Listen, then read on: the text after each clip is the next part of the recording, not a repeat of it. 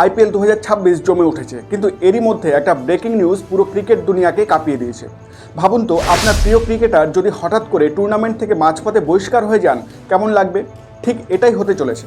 ভারতীয় cricket board বা BCCI হঠাৎ করে একটা 8 পাতার কড়া নির্দেশিকা পাঠিয়েছে সব দলকে। সেখানে পরিষ্কার লেখা আছে, আইপিএল মানে শুধু খেলা আর বিনোদন নয়, এখানে নিয়ম ভাঙলে সোজা বিদায়। ক্রিকেটারদের কোনো আচরণে বোর্ড এতটাই রেগে গেছে যে এখন থেকে মাঠের বাইরেও তাদের ওপর সিসিটিভির মতো নজর রাখা হবে।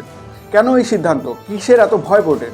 এই সমস্তই অজানা তথ্য জানার জন্য দেখতে থাকুন খেলার ফিল্ডে সুব্রত। বিসিসিআই সচিব দেবাজিৎ সাইকিয়া এই কড়া বার্তা পাঠিয়েছেন 10টি ফ্র্যাঞ্চাইজিকে। সাম্প্রতিক কিছু ঘটনায় ড্রেসিং রুমের গোপনীয়তা নষ্ট হওয়ায় বোর্ড এই সিদ্ধান্ত নিতে বাধ্য হয়েছে। বিসিসিআইয়ের ইতিহাসে এটি সবথেকে বড় এবং বিস্তারিত শৃঙ্খলা রক্ষা নির্দেশিকা। প্রিয় বন্ধুরা, এই কথাগুলো সিনেমার মতো শোনায় ঠিকই, কিন্তু ক্রিকেটে হানি ট্র্যাপ বা সুন্দরীদের টোপ দিয়ে তথ্য চুরি করা এখন বড় মাথা ব্যথার কারণ। বিসিসিআই তাদের নির্দেশিকায় সাবধান করেছে যে অচেনা কোনো মানুষের সাথে ক্রিকেটাররা যেন মেলামেশা না করে। এখন থেকে নিয়ম হলো, টিম ম্যানেজারের লিখিত পারমিশন ছাড়া ক্রিকেটারদের হোটেলের রুমে বাইরের কেউ ঢুকতে পারবে না। এমনকি আপনি যদি একজন বড় স্টার ক্রিকেটারও হন, আপনার বন্ধু বা পরিচিত কেউ আপনার রুমে আসতে পারবেন না। এটা করা হয়েছে যাতে কোনো বেটিং সিন্ডিকেট বা বুকি ক্রিকেটারদের কাছাকাছি না আসতে পারে। কোনো রকম আইনি ঝামেলা বা যৌন হেনস্থার অভিযোগ এড়াতে এই কড়াকড়ি। বিসিসিআইয়ের অ্যান্টি কারাপশন ইউনিট এখন সিভিল ড্রেসে টিম হোটেলের ওপর নজর রাখবে। হোটেলের লিফট এবং করিডোরের সিসিটিভি ফুটেজ বোর্ড যে কোনো সময় তলব করতে পারে। প্রতিটি প্লেয়ারের গেস্ট লিস্ট এখন থেকে ডিজিটাল ফর্মে রেকর্ড করা থাকবে। এখন আসি সব থেকে বিতর্কিত বিষয়। আপনারা নিশ্চয়ই রিয়ান পারাগের নাম শুনেছেন। রাজস্থান রয়্যালসের এই প্লেয়ারের ড্রেসিং রুমে বসে ধূমপান বা সিগারেট খাওয়ার একটা খবর উঠেছিল। বোর্ড এটা নিয়ে প্রচণ্ড ক্ষুব্ধ। মনে রাখবেন, ভারতে সিগারেট পুরোপুরি নিষিদ্ধ।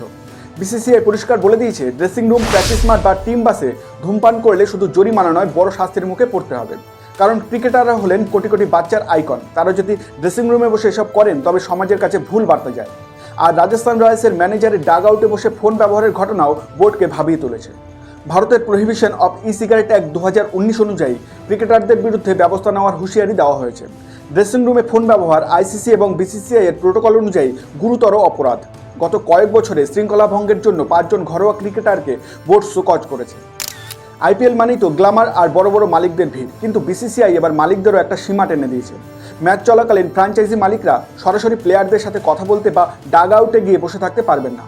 ক্রিকেটারদের সাথে মালিকদের মেলামেশা এখন থেকে নিয়ন্ত্রিত হবে। একে বলা হয় player and match officials access বা পিএমওএ প্রোটোকল। যদি কোনো মালিক বা প্রভাবশালী ব্যক্তি প্রোটোকল ভেঙে মাঠে ঢোকেন, তবে তার ফ্র্যাঞ্চাইজির পয়েন্ট কাটা যেতে পারে। ভাবুন তো, একটা ভুলের জন্য পুরো টিম লিগ টেবিল থেকে নিচে নেমে যেতে পারে। মালিকদের জন্য আলাদা ভিআইপি বক্স বরাদ্দ থাকবে, যেখান থেকে তারা ডাগ আউটে সিগন্যাল দিতে পারবেন না। ম্যাচ চলাকালীন প্লেয়ারদের বায়োবাবেল বা নির্দিষ্ট জোনের নিরাপত্তা আরও বাড়ানো হয়েছে।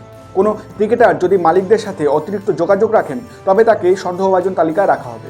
বিসিসিআই বলে দিয়েছে, এই 8 পাতার নির্দেশিকা পাওয়ার 48 ঘন্টার মধ্যে সব ক্রিকেটারকে নিয়ে মিটিং করতে হবে।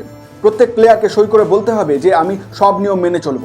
যদি কেউ নিয়ম ভাঙে, তবে তার জন্য 4টে বড় বিপদ অপেক্ষা করছে: বিশাল অঙ্কের জরিমানা, কয়েকটা ম্যাচের জন্য ব্যান, আইপিএল থেকে আজীবন বহিষ্কার এবং জেলের ঘানি টানা। তাই ক্রিকেটারদের এখন খুব সাবধানে পা ফেলতে হবে। 8ই মে 2026 তারিখের মেল অনুযায়ী 10ই মের মধ্যে সব টিমকে কমপ্লায়েন্স রিপোর্ট জমা দিতে হবে। গুরুতর ক্ষেত্রে বিসিসিআই লিগ্যাল অ্যাকশন নেওয়ার জন্য বিশেষ আইনজীবী প্যানেলও তৈরি করেছে। ইতিমধ্যেই 2টো ফ্র্যাঞ্চাইজি তাদের প্লেয়ারদের জন্য বিশেষ ডিসিপ্লিনারি অফিসার নিয়োগ করেছে। আপনার কি মনে হয়, এই নিয়মগুলো কি খুব বেশি করা, নাকি ক্রিকেটের ভালোর জন্য এটা দরকার? কমেন্ট বক্সে আপনার মূল্যবান মতামত জানান, আর ভালো লাগলে চ্যানেলটি অবশ্যই সাবস্ক্রাইব করুন।